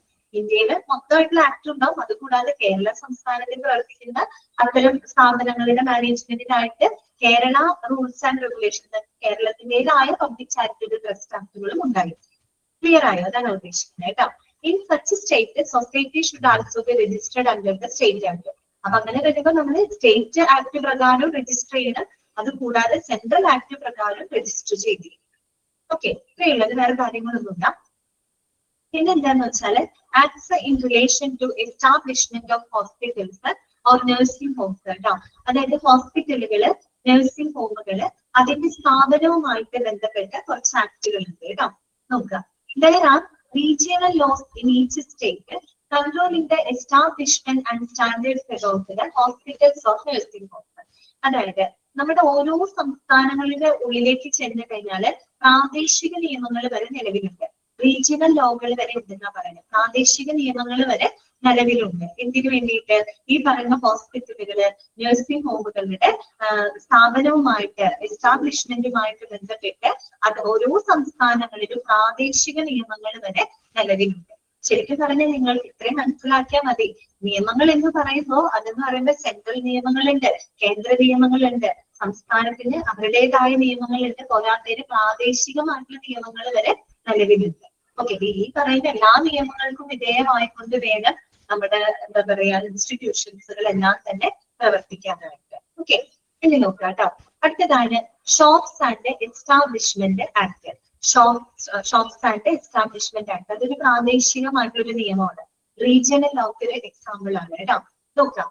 Any establishment legally coming under this definition within the regional municipal jurisdiction should be registered under this act. അതായത് നമ്മുടെ പ്രാദേശിക മുനിസിപ്പൽ പരിധിക്കുള്ളിൽ പ്രവർത്തിക്കുന്ന ഏതൊരു സ്ഥാപനവും ഏത് ആക്ട് പ്രകാരം, ഈ ആക്ട് പ്രകാരം രജിസ്റ്റർ ചെയ്തിരിക്കണം. ഏത് ആക്ടാണ്? Shop and establishment act. നിങ്ങളൊന്ന് ആലോചിച്ചു. ഇപ്പൊ നമ്മുടെ നാട്ടില് നമ്മൾക്കൊരു കട ഇടണമെന്ന് വിചാരിക്കുക, അല്ലെങ്കിൽ നമുക്കൊരു ഷോപ്പ് ഓപ്പൺ ചെയ്യണമെന്ന് വിചാരിക്കുക. അപ്പൊ നമ്മൾ നമ്മുടെ ബന്ധപ്പെട്ട പഞ്ചായത്ത് അല്ലെങ്കിൽ വില്ലേജിലും മറ്റുമൊക്കെ പോയിട്ട് നമ്മൾ ആ ലൈസൻസ് രജിസ്റ്ററിങ്ങോ കാര്യങ്ങളൊക്കെ നമ്മൾ ചെയ്യേണ്ടേ? വേണം അല്ലെ, ചെയ്യണം. നമ്മൾക്ക് സംസ്ഥാനത്തിന് അതിൻ്റെതായ ആക്ട് പ്രകാരം നമ്മൾ രജിസ്റ്റർ ചെയ്യണം, കേന്ദ്ര ആക്ട് പ്രകാരം രജിസ്റ്റർ ചെയ്യണം. കൂടാതെ നമ്മൾ എവിടെയാണോ ഷോപ്പ് ഇടുന്നത് ആ ഒരു പരിധി, അതിപ്പോ മുനിസിപ്പാലിറ്റിയുടെ പരിധിക്കാണെങ്കിൽ അങ്ങനെ, പഞ്ചായത്ത് ഉണ്ട്, വില്ലേജ് ഉണ്ട്, അതിന്റെയൊക്കെ പരിധിയിലാണെങ്കിൽ നമ്മൾ അതൊക്കെ പ്രകാരം അവർ പറയുന്ന ആക്ട് പ്രകാരം ഒക്കെ രജിസ്റ്റർ ചെയ്യണം. എങ്കിൽ മാത്രമേ നമുക്ക് അവിടെ ലൈസൻസിനായിട്ട് പ്രവർത്തിക്കാനായിട്ട് സാധിക്കുള്ളൂ. അങ്ങനെയാണല്ലോ, അത് തന്നെയാണ് അവിടെ ഉദ്ദേശിക്കുന്നത്. മനസ്സിലായോ? നമ്മുടെ പ്രാദേശിക മുനിസിപ്പൽ പരിധിക്കുള്ളിൽ പ്രവർത്തിക്കുന്ന ഏതൊരു സ്ഥാപനങ്ങളും അത് ഈ പറയുന്ന റീജിയണൽ ആക്ട് പ്രകാരം, ഷോപ്പ് ആൻഡ് എസ്റ്റാബ്ലിഷ്മെന്റ് ആക്ട് പ്രകാരം രജിസ്റ്റർ ചെയ്തിരിക്കണം. ഓക്കെ, എന്തിനു വേണ്ടിയിട്ടാണ് അങ്ങനെ രജിസ്റ്റർ ചെയ്യണം എന്ന് പറയാനുള്ള റീസൺ എന്താണ്? The act is designed to manage the payment of wages, hours of work, leave, holidays, terms of service and other work conditions of people who are employed in the shop. അതായത് ഒരു ഷോപ്പിൽ പ്രവർത്തിക്കുന്ന ജീവനക്കാരെ, ഷോപ്പുമായിട്ട് ബന്ധപ്പെട്ട payment of wages, അവിടെ ജോലി ചെയ്യുന്ന ആളുകളുടെ വേതനം, അവേഴ്സ് ഓഫ് വർക്ക്, അവരുടെ ജോലി സമയം, അവരുടെ ലീവ്, അവരുടെ ഹോളിഡേസ്, ടേംസ് ഓഫ് സർവീസ്, അവരുടെ സേവന അവരുടെ തൊഴിൽ സംബന്ധമായിട്ടുള്ള നിബന്ധനകള്, പിന്നെന്താണ് മറ്റുള്ള വർക്ക് കണ്ടീഷൻസ്, അവരുടെ ജോലി സാഹചര്യങ്ങള്, ഇതെല്ലാം കൈകാര്യം ചെയ്യുന്നതിന് വേണ്ടിയിട്ടാണ് നമ്മൾ ഇത്തരത്തിലുള്ള ഷോപ്പ് ആൻഡ് എസ്റ്റാബ്ലിഷ്മെന്റ് ആക്ടുകൾ മുന്നോട്ട് വെക്കുന്നത്. ഓക്കെ, നമ്മളിപ്പോ ഒരു ആക്ട് കൊണ്ടുവരുന്നതിന് വെറുതെ ഒരു ആക്ട് കൊണ്ടുവരില്ല അല്ലെ, പല കാര്യങ്ങളുടെ സംരക്ഷണത്തിനും മറ്റുമായിട്ടാണ് നമ്മൾ ഓരോ ആക്ടുകൾ കൊണ്ടുവരുന്നത്. ഷോപ്പ് ആൻഡ് എസ്റ്റാബ്ലിഷ്മെന്റ് ആക്ട് കൊണ്ടുവരുന്നത് എന്തിനു വേണ്ടിയിട്ടാണ്? ഷോപ്പുകളിലൊക്കെ പ്രവർത്തിക്കുന്ന ആളുകളുണ്ട്, അവരുടെ പേയ്മെന്റ് ഓഫ് വേജസ്, അവരുടെ വേതനം, അവരുടെ ജോലി സാഹചര്യങ്ങള്, അവരുടെ ജോലി സമയം, അവരുടെ അവധികള്, അവരുടെ എടുക്കുന്ന ലീവുകള്, അല്ലെങ്കിൽ അവരുടെ തൊഴിൽ സംബന്ധമായുള്ള സേവന നിബന്ധനകള്, ഇതെല്ലാം തന്നെ കൈകാര്യം ചെയ്യുന്നതിന് വേണ്ടിയിട്ടാണ് ഇത്തരത്തിലുള്ള ഷോപ്പ് ആൻഡ് എസ്റ്റാബ്ലിഷ്മെന്റ് ആക്ടുകൾ നിലവിൽ കൊണ്ടുവരുന്നത്. ഓക്കെ, ക്ലിയർ ആയോ പറഞ്ഞത്? ഓക്കെ ആണോ? മനസ്സിലായോ? ക്ലിയർ ആവുന്നുണ്ടോ?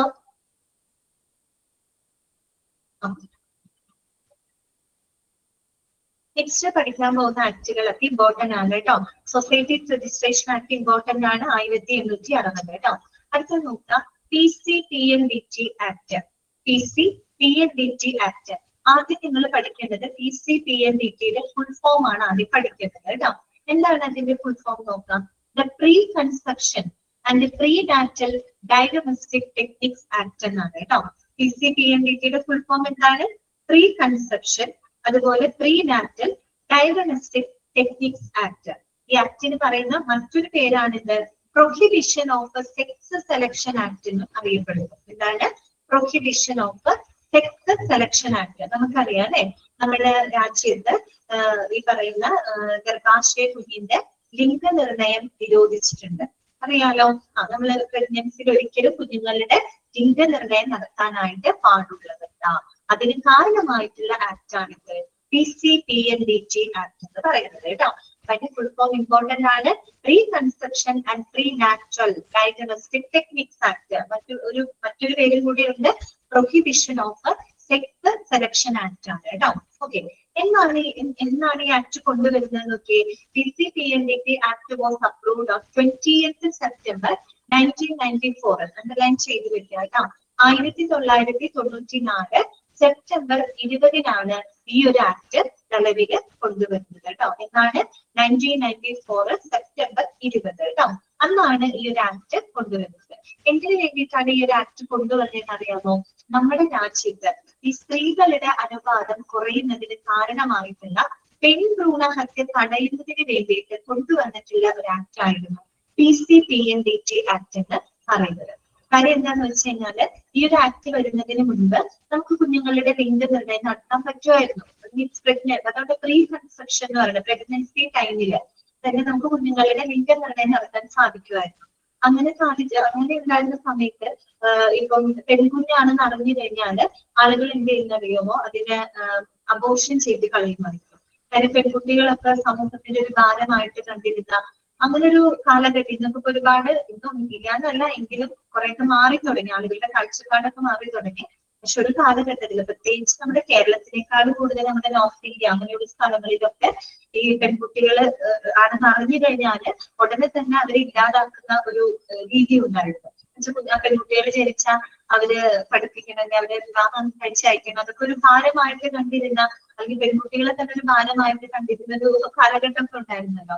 അപ്പൊ ആ ഒരു സമയത്ത് അങ്ങനെ കുഞ്ഞുങ്ങള് പെൺകുഞ്ഞുങ്ങളാണെന്ന് അറിഞ്ഞാൽ അവരെ ഗർഭത്തിലെ തന്നെ നശിപ്പിക്കുന്ന ഒരു ബാധ്യത ഉണ്ടായിരുന്നു. അങ്ങനെ വന്നപ്പോ എന്ത് സംഭവിച്ചു? നമ്മുടെ ഇന്ത്യയിലൊക്കെ സ്ത്രീകളുടെ അനുപാതം കുത്തനെ അങ്ങ് കുറയാനായിട്ട് തുടങ്ങി. അപ്പോ അതിന് വേണ്ടിയിട്ട് ആ ഒരു പെൺഭ്രൂണഹത്യ തടയുന്നതിന് കാരണമായിട്ടുള്ള ഒരു ആക്ട് കൂടിയാണ് PCPNDT ആക്ട്. അന്ന് മുതലാണ് ഗർഭസ്ഥ കുഞ്ഞിന്റെ ലിംഗനിർണയം നിരോധിക്കുന്നത്. ഓക്കെ, അപ്പൊ നോക്കുക കേട്ടോ. Pre conception and prenatal diagnostic techniques act അഥവാ Prohibition of Sex Selection Act PCPNDT is a statute approved to stop the female feticide, underline ചെയ്യുക കേട്ടോ, female feticide that has resulted in declining the female sex ratio in India. നമ്മുടെ ഇന്ത്യയില് സ്ത്രീകളുടെ അനുപാതം കുറയുന്നതിന് കാരണമായിട്ടുള്ള female ഫെറ്റിസൈഡ് കേട്ടോ, പെൺഭ്രൂണഹത്യ തടയുന്നതിന് കാരണമായിട്ടുള്ള ഒരു ആക്ടാണ് PCPNDT ആക്ട്. എന്നാണ് വർഷം 1994 സെപ്റ്റംബർ 20. ഇമ്പോർട്ടന്റ് ആണ് കേട്ടോ. ഓക്കെ, നെക്സ്റ്റ് വരുന്നതാണ് MTP ആക്ട് അഥവാ എന്താണ്? Medical termination of pregnancy act 1971 കേട്ടോ. 1971 medical termination of pregnancy act. എന്താണ് ഈ ആക്ടിന്റെ പ്രത്യേകത എന്നറിയാമോ? ചില പ്രത്യേക സാഹചര്യങ്ങളില് ഓർത്തുവെക്കാം, ചില പ്രത്യേക സാഹചര്യങ്ങളില് സ്ത്രീകൾക്ക് അവരുടെ ഗർഭം അവസാനിപ്പിക്കുന്നതിനായിട്ട് നിയമപരമായിട്ട് അനുവാദം നൽകുന്ന ഒരു നിയമമാണ് MTP ആക്ട് എന്ന് പറയുന്നത്. ചില പ്രത്യേക സാഹചര്യങ്ങൾ ഞാൻ എടുത്തു പറയുകയാണ് കേട്ടോ. ചില പ്രത്യേക സാഹചര്യങ്ങളില് സ്ത്രീകൾക്ക് അവരുടെ പ്രഗ്നൻസി, അവരുടെ ഗർഭധാരണം അവസാനിപ്പിക്കുന്നതിന് അനുവദിക്കുന്ന ഒരു ആക്ടാണ് MTP ആക്ട്. നേരെ തിരിച്ചു പറയുകയാണെങ്കിൽ നമുക്ക് എങ്ങനെ പറയാന്നറിയാമോ?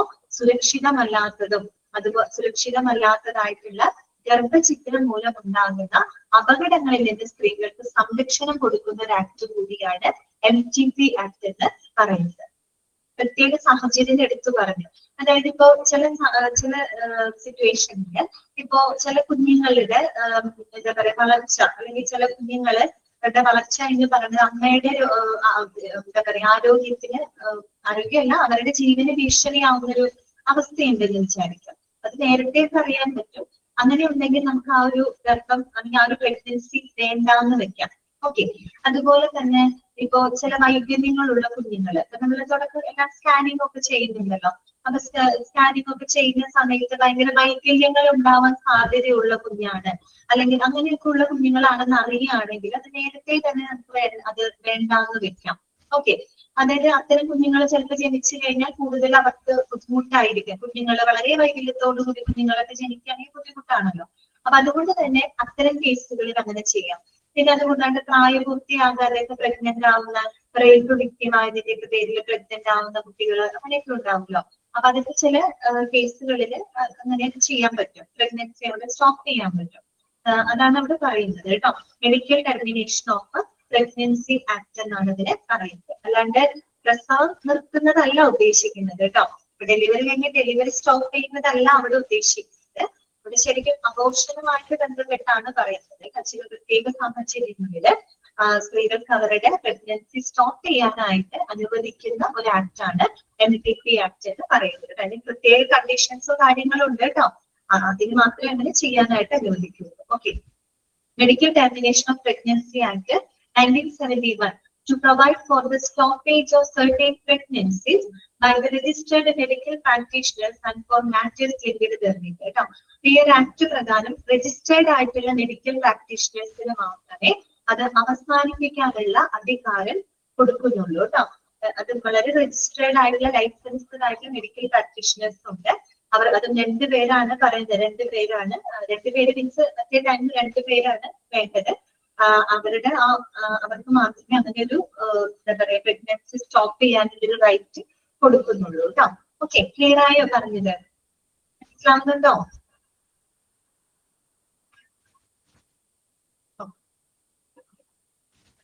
അടുത്തതാണ് biomedical waste management and handling rules കേട്ടോ. നോക്കാം, biomedical waste management and handling rules 1998 1998 That came into operation on 1998. Biomedical waste must not be mixed with the other waste. അപ്പൊ അടുത്ത ആക്ട് നമ്മൾ പഠിക്കുകയാണ് biomedical waste management and handling act. ഏതാണ് വർഷം? 1998 കേട്ടോ. Okay, ഈ ഒരു ആക്ട് പ്രകാരം എന്താണ് പറയുന്നത്? Biomedical waste must not be mixed with other waste. Biomedical വേസ്റ്റുകൾ മറ്റുള്ള വേസ്റ്റുകളുമായിട്ട് ഒരു കാരണവശാലും എന്ത് ചെയ്യാൻ പാടില്ല? മിക്സ് ചെയ്യാനായിട്ട് പാടില്ല. ഓക്കെ, ബയോമെഡിക്കൽ വേസ്റ്റ് എന്ന് പറയുന്നത് ഇങ്ങനത്തെ വേസ്റ്റുകളാവാം. Waste contaminated with blood, body fluids and other infective materials, അങ്ങനെയുള്ള വേസ്റ്റുകളാവാം.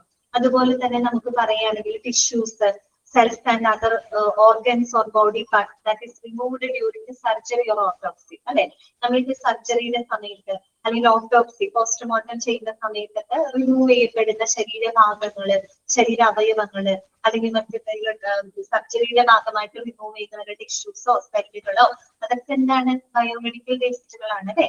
അതുപോലെ പാത്തോളജിക്കൽ വേസ്റ്റ്. പാത്തോളജിക്കൽ വേസ്റ്റ് എന്ന് പറയുമ്പോൾ ഇതൊക്കെയാണ് ഈ ലാബിൽ നിന്നൊക്കെ ഉണ്ടാകുന്ന വേസ്റ്റുകള്. പിന്നെന്താണ് പറയാ, ഫാർമസ്യൂട്ടിക്കൽ വേസ്റ്റുകൾ അതിനകത്ത് വരും അല്ലെ. മരുന്നുകൾ എക്സ്പയറി ഡേറ്റ് കഴിഞ്ഞാൽ മരുന്നുകൾ അതൊക്കെ ഉണ്ടല്ലോ. ഫാർമസ്യൂട്ടിക്കൽ വേസ്റ്റുകള്, ഷാർപ്പ് വേസ്റ്റുകള് അല്ലെ, ലാബുകളിലൊക്കെ ഉപയോഗിക്കുന്ന എക്യുപ്മെന്റുകളിലേക്ക് വേസ്റ്റുകള്, ഷാർപ്പ് വേസ്റ്റുകള്, ന്യൂക്ലിയർ മെഡിസിൻ വേസ്റ്റുകള്, കെമിക്കൽ വേസ്റ്റുകള്, ഇതൊക്കെ എന്താണ്? ബയോമെഡിക്കൽ വേസ്റ്റുകളാണ്. ഈ പറഞ്ഞതെല്ലാം ബയോമെഡിക്കൽ വേസ്റ്റുകളാണ്. അപ്പൊ ഇത്തരത്തിലുള്ള ബയോമെഡിക്കൽ വേസ്റ്റുകള് ഒരു കാരണവശാലും മറ്റുള്ള വേസ്റ്റുകളുമായിട്ട് എന്ത് ചെയ്യാനായിട്ട് പാടില്ല? മിക്സ് ചെയ്യാനായിട്ട് പാടില്ല. അങ്ങനെ മിക്സ് ചെയ്ത് കഴിഞ്ഞാല് 8ന്റെ പണി കിട്ടുന്ന ഓർത്താൽ മതി കേട്ടോ. 8ന്റെ പണി കിട്ടുന്ന ഓർത്താൽ മതി. 1998 എന്ന് ഓർത്താൻ വേണ്ടിയിട്ട് പറഞ്ഞതാണ് കേട്ടോ. ഓക്കെ, പിന്നെ ഈ ഒരു ആക്ട് പ്രകാരം എന്താണ് നോക്കിയേ, biomedical waste must be sorted out of containers or bags at the points of generation before its storage, transportation, treatment and disposal. അതെന്താണ് പറയുന്നതെന്ന് വെച്ച് കഴിഞ്ഞാല് ഇത്തരം ബയോമെഡിക്കൽ വേസ്റ്റുകള് നമ്മളത് ജനറേറ്റ് ചെയ്യുന്ന സമയത്ത്, അതായത് എവിടെ നിന്നാണോ ആ വേസ്റ്റ് പ്രൊഡ്യൂസ് ചെയ്യപ്പെടുന്നത് അവിടെ വെച്ച് തന്നെ നമ്മൾ എന്ത് ചെയ്യണം? അതിനെ സോർട്ട് ചെയ്യണം. ഓക്കെ, അതിനെ തരംതിരിച്ച് പ്രത്യേക കണ്ടെയ്നറുകളില് അല്ലെങ്കിൽ ബാഗുകളിൽ ആക്കിയിരിക്കും. അതിനുശേഷം മാത്രമേ നമ്മൾ അതിന്റെ സ്റ്റോറേജ് ആയിക്കോട്ടെ, ട്രാൻസ്പോർട്ടേഷൻ ആയിക്കോട്ടെ, മറ്റുള്ള ഡിസ്പോസൽ കാര്യങ്ങളൊക്കെ ചെയ്യാനായിട്ട് പാടുള്ളൂ. മനസ്സിലായോ? അതായത് എവിടെ നിന്നാണോ ആ ബയോമെഡിക്കൽ വേസ്റ്റ് പ്രൊഡ്യൂസ് ചെയ്യപ്പെടുന്ന ആ പോയിന്റ് ഓഫ് ജനറേഷനിൽ വെച്ച് തന്നെ അതിനെ നമ്മൾ സെപ്പറേറ്റ് കണ്ടെയ്നറിലും ബാഗുകളിലായിട്ട് സോർട്ട് ചെയ്യണം. അപ്പൊ പാത്തോളജിക്കൽ വേസ്റ്റ് ആണെങ്കിൽ അത് സെപ്പറേറ്റ്, ഷാർപ്പ് വേസ്റ്റ് ആണെങ്കിൽ അത് സെപ്പറേറ്റ്, അല്ലെങ്കിൽ മറ്റുള്ള ഫാർമസ്യൂട്ടിക്കൽ വേസ്റ്റ് ആണെങ്കിൽ സെപ്പറേറ്റ്. അതെല്ലാം തന്നെ ഔട്ട് ഓഫ് കണ്ടെയ്നർ ബാഗുകളിൽ സോർട്ട് ചെയ്തതിനു ശേഷം മാത്രമേ അതിന്റെ സ്റ്റോറേജ്, അതിന്റെ മറ്റുള്ള ട്രാൻസ്പോർട്ടേഷൻ, ഡിസ്പോസൽ കാര്യങ്ങളൊക്കെ നടത്താനായിട്ട് പാടുള്ളൂ. ഓക്കെ, ക്ലിയർ ആയല്ലോ? അപ്പൊ biomedical waste management and handling rules act 1998 ആണ് കേട്ടോ. ഓക്കെ, ഇനി ഏറ്റവും അവസാനത്തെ ആക്ട് ഇതാണ്, prevention of violence and damage to property act 2012 കേട്ടോ. അതാണ് prevention of violence and damage to property act 2012 കേട്ടോ. 2012 prevention of violence and damage to property act. എന്തിനാണ് ഈ ഒരു ആക്ട് കൊണ്ടുവന്നതെന്ന് അറിയാമോ? നമ്മുടെ ഹോസ്പിറ്റലുകൾ, പ്രത്യേകിച്ച് ആശുപത്രികളില്, അതുപോലെ ആരോഗ്യ സേവനങ്ങളൊക്കെ കൈകാര്യം ചെയ്യുന്ന അത്തരം കാര്യങ്ങളൊക്കെ ചെയ്യുന്ന ആരോഗ്യ പ്രവർത്തകർക്കെതിരായിട്ടുള്ള അക്രമങ്ങള് അത് തടയുന്നതിന് അല്ലെങ്കിൽ നിരോധിക്കുന്നതിന് കാരണമായിട്ടുള്ള ഒരു ആക്ട് ആണ് ഈ പറയുന്ന prevention of violence and damage to property act കേട്ടോ. മനസ്സിലായോ? അതായത് ആതുര സേവന സ്ഥാപനങ്ങളിലും അതുപോലെ അതുമായിട്ട് ബന്ധപ്പെട്ട കാര്യങ്ങളൊക്കെ ചെയ്യുന്ന ആരോഗ്യ പ്രവർത്തകർക്കെതിരായിട്ടുള്ള അക്രമങ്ങള് അത് നിരോധിക്കുന്നതിനും നാശനഷ്ടങ്ങളൊക്കെ തടയുന്നതിന് വേണ്ടിയിട്ട് നമ്മൾ ഹോസ്പിറ്റലിലൊക്കെ ചില ആൾക്കാർ എന്തെങ്കിലും പ്രശ്നങ്ങൾ ഉണ്ടായി ഹോസ്പിറ്റലിൽ തട്ടിപ്പൊളിക്കാം, അല്ലെങ്കിൽ അവിടുത്തെ ആളുകൾ ഉപദ്രവിക്കാം, എന്നൊക്കെ ചെയ്യാറുണ്ടല്ലോ. നമ്മൾ വാർത്തയിലൊക്കെ കണ്ടിട്ടുണ്ടല്ലോ. അപ്പൊ അത്തരത്തിലുള്ള നാശനഷ്ടങ്ങളും മറ്റുമൊക്കെ തടയുന്നതിനായിട്ട് കൊണ്ടുവന്നിട്ടുള്ള ഒരു ആക്ട് ആണ് prevention of violence and damage to property act 2012 കേട്ടോ. ഓക്കെ, നമുക്ക് വായിക്കാം. An act to ban violence against healthcare service persons and to prevent the damage and loss to property in healthcare service institutions and for the matters related therewith. ഏതായാലും ആശുപത്രികളിലും അതുപോലെ അത്തരം കാര്യങ്ങൾ ചെയ്യുന്ന ആരോഗ്യ പ്രവർത്തകർക്കെതിരായിട്ടുള്ള അക്രമങ്ങൾ തടയാനും അതുമൂലം ഉണ്ടാകുന്ന നാശനഷ്ടങ്ങളൊക്കെ എന്താണ് നിരോധിക്കുന്നതിനുമായിട്ട് കൊണ്ടുവന്നിട്ടുള്ള ആക്ട് കേട്ടോ. ക്ലിയർ? 2012. ഇത്രയാണ് നമ്മൾക്ക് ഈ ഒരു ചാപ്റ്ററിനകത്ത് പഠിക്കാനായിട്ടുള്ളത്. അതോടുകൂടി നമ്മുടെ എത്തിക്കൽ ആയിട്ട് ലീഗൽ ഇഷ്യൂസ് എന്ന് പറയുന്ന ചാപ്റ്റർ ഇവിടെ അവസാനിക്കുകയാണ് കേട്ടോ. ഓക്കെ, അപ്പൊ നമ്മൾ ഈ ചാപ്റ്ററിൽ എന്തൊക്കെ കാര്യങ്ങളാണ് പഠിച്ചത്? എത്തിക്സ് എന്താണെന്ന് പറഞ്ഞു അല്ലെ, അതുപോലെ ലോ എന്താണെന്ന് നമ്മൾ പറഞ്ഞു, ലോക്ക് 3 ഡെഫിനിഷൻസുകൾ നമ്മൾ കണ്ടു കഴിഞ്ഞു. ഓക്കെ, പിന്നെ നമ്മൾ എത്തിക്കൽ ലീഗൽ ഇഷ്യൂസ് ഒക്കെ അറിയുന്നതിന്റെ ആവശ്യകത, അതിന്റെ ഇമ്പോർട്ടൻസ് എന്താണ് അല്ലെ, പിന്നെ എന്താണ് മെഡിക്കോ ലീഗൽ കേസ്, MLC എന്ന് പറഞ്ഞാൽ എന്താണ്, മെഡിക്കോ ലീഗൽ കേസിന്റെ എക്സാമ്പിളുകൾ നമ്മൾ കണ്ടു അല്ലെ. പിന്നെ നമ്മളൊരു കുറെ ആക്ടുകളാണ് പിന്നെ നമ്മൾ പഠിച്ചത്. ആദ്യം നമ്മളൊരു 10 ആക്ടുകളൊക്കെ പഠിച്ചിരുന്നു. ഓക്കെ, പിന്നെ അത് കഴിഞ്ഞ് നമ്മൾ കൺസ്യൂമർ പ്രൊട്ടക്ഷൻ ആക്ട്, ടോപ്പ് നിയമത്തെ പറ്റി പഠിച്ചു, അതിന്റെ എക്സാമ്പിൾ കണ്ടു. കൺസ്യൂമർ പ്രൊട്ടക്ഷൻ ആക്ട് പ്രത്യേകം എടുത്ത് തന്നെ പഠിച്ചു നമ്മൾ, ഇമ്പോർട്ടന്റ് ആണത്. പിന്നെ പേഷ്യന്റ് ബിൽ ഓഫ് റൈറ്റ്സ്, ഹോസ്പിറ്റലുമായിട്ട് ബന്ധപ്പെട്ട് വരുന്ന മറ്റു പല ആക്ടുകൾ കേട്ടോ. Societies registration act 1860, PCPAPT act 1994 September 20, MPP act 1971, biomedical waste management handling rules act 1998, 8ന്റെ പണി കിട്ടുന്ന അർത്ഥം മതി കേട്ടോ, 1998. Then prevention of violence and damage to property act 2002. ഇത്രയാണ് നമ്മൾ ഈ ചാപ്റ്ററിനകത്ത് പഠിച്ചത്. ഓക്കെ ആണോ? ക്ലിയർ ആണോ?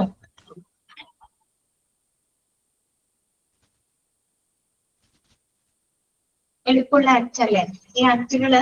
നിങ്ങള് പഠിച്ചതിന്റെ വർഷങ്ങൾ എപ്പോഴും ഓർത്ത് വെക്കണം കേട്ടോ. ഇനി നമുക്ക് നെക്സ്റ്റ് തുടങ്ങാനുള്ളത് പുതിയൊരു ചാപ്റ്റർ ആണ്, മെഡിക്കൽ റെക്കോർഡ്സ് എന്ന് പറയുന്ന ഒരു ചാപ്റ്റർ ആണ് കേട്ടോ. ഇനി നമുക്ക് തുടങ്ങാനായിട്ടുള്ളത് മെഡിക്കൽ റെക്കോർഡ്സ്. ഓക്കെ,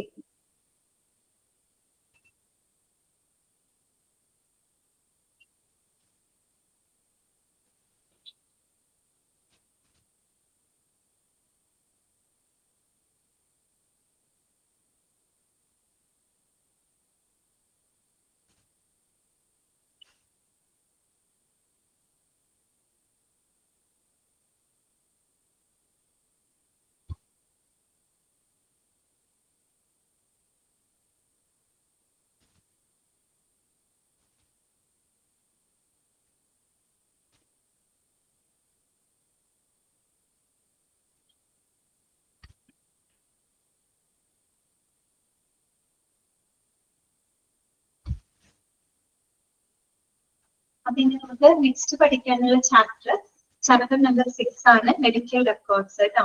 അത്യാവശ്യം വലിയൊരു ചാപ്റ്റർ ആണ്, പക്ഷെ കുഴപ്പമൊന്നുമില്ല, നമുക്ക് ഈസി ആയിട്ട് പഠിക്കാൻ പറ്റുന്ന കാര്യങ്ങളാണ് കേട്ടോ. ഇതിൽ ഒരുപാട് കാര്യങ്ങളൊന്നും നമുക്ക് പഠിക്കാനില്ല ശരിക്കും പറയാം.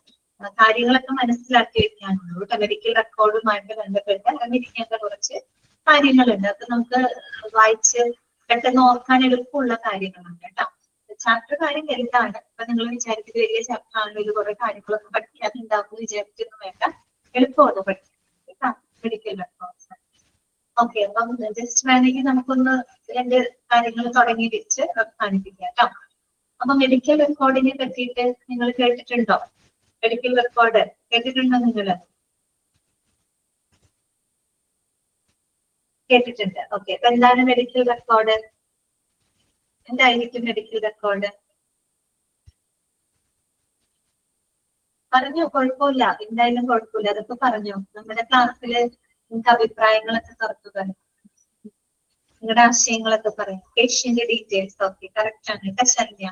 പേഷ്യന്റിന്റെ ഡീറ്റെയിൽസ് ഉണ്ടാവും, അതായത് നമുക്കറിയാം പേഷ്യന്റിന്റെ ഡീറ്റെയിൽസ് സൂക്ഷിക്കുന്നു. ഓക്കെ, കറക്റ്റ് ആണ്, ശരിയാണിത്. മെഡിക്കൽ റെക്കോർഡ് ഹെൽത്ത് റെക്കോർഡ് എന്നും പറയുന്നു കേട്ടോ. അതായത് ശരിക്കും പറഞ്ഞാൽ ഒരു ഡോക്ടറും എന്താണ് ശരണ്യ, ട്രീറ്റ്മെന്റ് ഡീറ്റെയിൽസ്, അതെ, എല്ലാം ഉണ്ടാവും മെഡിക്കൽ റെക്കോർഡിനകത്ത്. ഒരു പേഷ്യന്റിനെ സംബന്ധിക്കുന്ന എല്ലാവിധ കാര്യങ്ങളും എവിടെ ഉണ്ടായിരിക്കും? മെഡിക്കൽ റെക്കോർഡിനകത്ത് ഉണ്ടായിരിക്കും. ശരിക്കും പറഞ്ഞു കഴിഞ്ഞാല് അതൊരു ഡോക്യുമെന്റേഷൻ ആണ് അല്ലെ, ഒരു ഡോക്യുമെന്റ് തന്നെ നമുക്ക് പറയാം. അതായത് ഒരു ഡോക്ടറും പേഷ്യന്റും തമ്മിലുള്ള, അല്ലെങ്കിൽ ഒരു ഹോസ്പിറ്റലും പേഷ്യന്റും തമ്മിലുള്ള ആ ഒരു ഇന്റർവെൻഷൻസ്, അവർ തമ്മിലുള്ള ആ ഒരു എന്താ പറയുക ഇടപാടുകൾ, ഇതിന്റെ എല്ലാ കാര്യങ്ങളും ഏതിനകത്ത് ഉണ്ടായിരിക്കും? മെഡിക്കൽ റെക്കോർഡിനകത്ത് ഉണ്ടായിരിക്കും അല്ലെ. ആ ഒരു രോഗിയെ നിങ്ങൾ പറഞ്ഞ പോലെ ആ രോഗിയെ പറ്റിയുള്ള കംപ്ലീറ്റ് ഡീറ്റെയിൽസ്, ബേസിക് ആയിട്ടുള്ള എല്ലാ ഡീറ്റെയിൽസും ഇതിന്റെ ബേസിക് എന്നല്ല കംപ്ലീറ്റ് ഡീറ്റെയിൽസും ഇതിനകത്ത് ഉണ്ടായിരിക്കും, മെഡിക്കൽ റെക്കോർഡ്സിനകത്ത് ഉണ്ടായിരിക്കും. ഓക്കെ, അത് നോക്കാം. Medical record means who, what, why, where and when of patient care to the hospital. അതാണ് medical record means who, what, why, where and when of patient care to the hospital. അത് ഇവിടെ ഉദ്ദേശിച്ചത് എന്താന്ന് വെച്ചാൽ ഒരു പേഷ്യന്റിന്റെ പരിചരണത്തിന്റെ 5 Ws ആണ് നമ്മൾ പറഞ്ഞത്. 5 Ws എന്ന് പറഞ്ഞാൽ ഒന്ന് ഹു, രണ്ട് what, then why, where and when. ഇങ്ങനെ 5 Ws ആണ് അവിടെ കൊടുത്തിരിക്കുന്നത്. പേഷ്യന്റിന്റെ കെയറുമായിട്ട് ബന്ധപ്പെട്ട 5 കാര്യങ്ങൾ കേട്ടോ. 5 കാര്യങ്ങളൊക്കെ നമുക്ക് അടുത്ത ക്ലാസ്സിൽ ഡിസ്കസ് ചെയ്യണം കേട്ടോ. ഓക്കെ, ഇന്നത്തെ ഇത്രയും മതി. നമുക്ക് ഇന്നത്തെ ക്ലാസ് അവസാനിപ്പിക്കാം. ഞാൻ അൺമ്യൂട്ട് ചെയ്യാണ്. നിങ്ങൾക്ക് ഡൗട്ടുകളോ കാര്യങ്ങളോ ഉണ്ടെങ്കിൽ ചോദിക്കാം കേട്ടോ.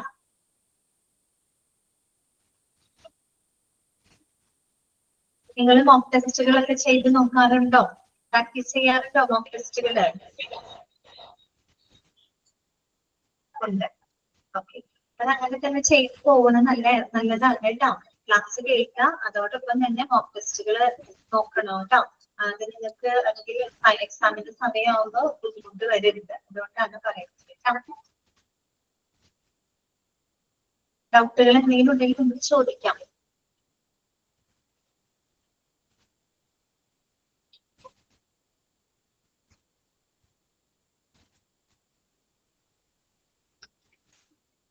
ഓക്കെ, അങ്ങനെയാണെങ്കിൽ നമുക്ക് ക്ലാസ് വൈൻഡ് ചെയ്യാം കേട്ടോ.